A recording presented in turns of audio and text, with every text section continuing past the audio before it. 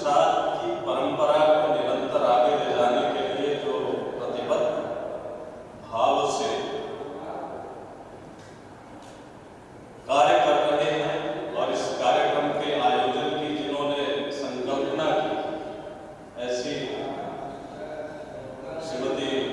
कविता प्रसाद जी, कुशल संयोजक, इस सत्र का संचालन कर रहे हमारे विश्वविद्यालय के बहुत ही सम्माननीय आचार्य प्रोफेसर मधुसूदन जी, और मेरे सामने इस ऐतिहासिक भवन में सारस्वत समाराधना के लिए एकत्र हुए सरस्वती के वरदपुत्र सम्माननीय सप्त श्रोता, अभी आचार्य आनंद कुमार त्यागी जी जब बोल रहे थे तो प्रसाद के गुणों को इस प्रकार से वो अभिव्यक्त कर रहे थे जैसे प्रसाद को उन्होंने पूरी तरह से आत्मसात कर लिया।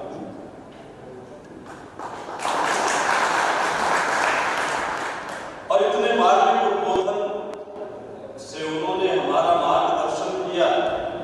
मैं उसके लिए विश्वविद्यालय की तरफ से उनका आभार व्यक्त करता हूँ, और आभार इसलिए भी व्यक्त करता हूँ कि जब हमारे सामने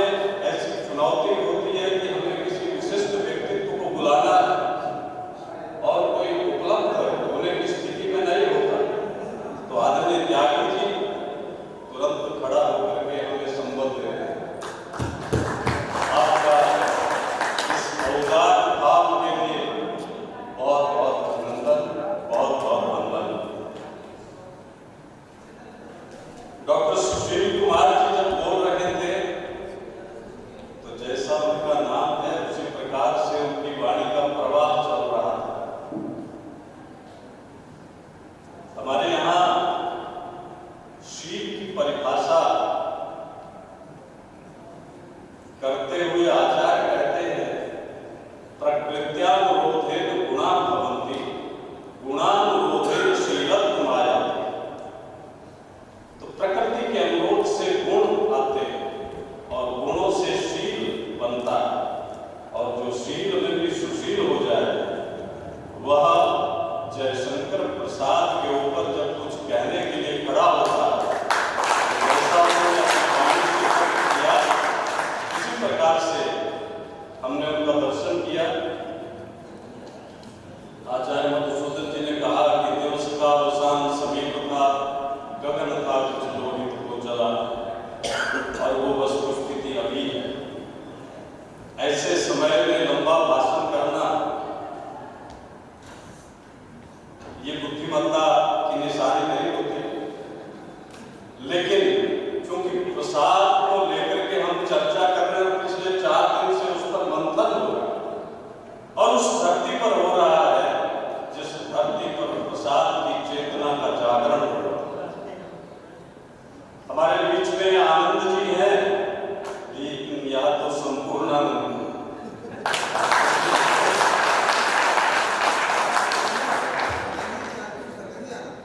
और जब हम प्रसाद की बात करते हैं तो प्रसादस्तु प्रसन्नता, प्रसाद नाम ही प्रसन्नता का है। जो अपने शब्द शक्ति के वैभव से मानवता के मन में विषाद को प्रसाद में बदल दे, वही जयशंकर प्रसाद। प्रसाद कोई साधारण व्यक्ति नहीं, प्रसाद एक विचार है, प्रसाद कोई सीमित नहीं है, प्रसाद अथाह और अपार। प्रसाद एक साधारण व्यक्तित्व नहीं है, वो भारतीय सांस्कृतिक परंपराओं के मजबूत आधार। हम उसका दर्शन छायावादी के रूप में करें। सुशील कुमार पांडे जी जब बोल रहे थे तो छायावाद उनकी बातों में झलक रहा था। हम उनको छायावादी के रूप में देखें, उनको एक उत्तम नाटककार के रूप में देखें। स्कंदगुप्त की बात हो, चंद्रगुप्त की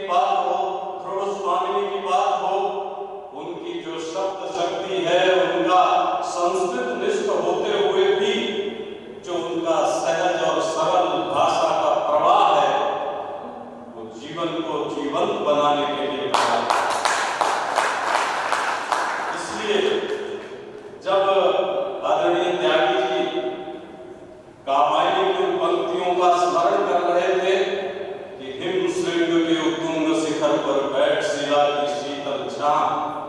एक पुरुष भीगे नैनों से देख रहा था प्रलय प्रवाह, क्या उनकी कल्पना थी, क्या उनकी कवित्व प्रतिभा थी, किस रूप में उन्होंने उस रूप को कल्पित किया था जब सृष्टि में प्रलय थी, केवल एक बचा हुआ था और वह भी हिमालय के उत्तुंग शिखर पर बैठा हुआ था और इस चिंता में था कि अब आगे क्या हो। अब मानवता जब इस चौराहे पर खड़ी हो तो उसका मार्गदर्शन कराना ये काशी की धरती में उत्पन्न विलक्षण प्रतिभा संपन्न अगर किसी से सीखा जा सकता है तो वो महाकवि जयशंकर प्रसाद। बहुआयामी व्यक्तित्व, सहज और सरल, इतना सहज और सरल जो सामान्य परिस्थितियों में जी करके रह करके अपनी प्रतिभा का जागरण अपनी मेहनत से करते हैं और समाज को अपनी शब्द शक्ति से एक नई दिशा देते हैं। इसलिए उनके नाम में जो प्रसाद है वह प्रसाद शंकर का ही प्रसाद है। क्योंकि बाबा की नगरी है, यहाँ तो हर व्यक्ति अपनी बात हर हर महादेव करते हुए करते हैं और उसी से प्रसाद प्राप्त करके अपने जीवन पथ पर आगे बढ़ते हैं। मैं अधिक न कहते हुए, क्योंकि इसके बाद एक सांस्कृतिक कार्यक्रम है और हमारी सहज मनोवृत्ति होती है कि हम भाषण की बजाय सांस्कृतिक कार्यक्रमों में अधिक अभिरुचि रखते हैं। तो जो सांस्कृतिक अभिरुचि और उस अभिरुचि का आस्वादन करने वाले लोगों के बीच में बाधक बन करके खड़ा होकर के भाषण देने वाला होता है, वो प्रायः अपने शत्रुओं की संख्या बढ़ाने का काम करता है।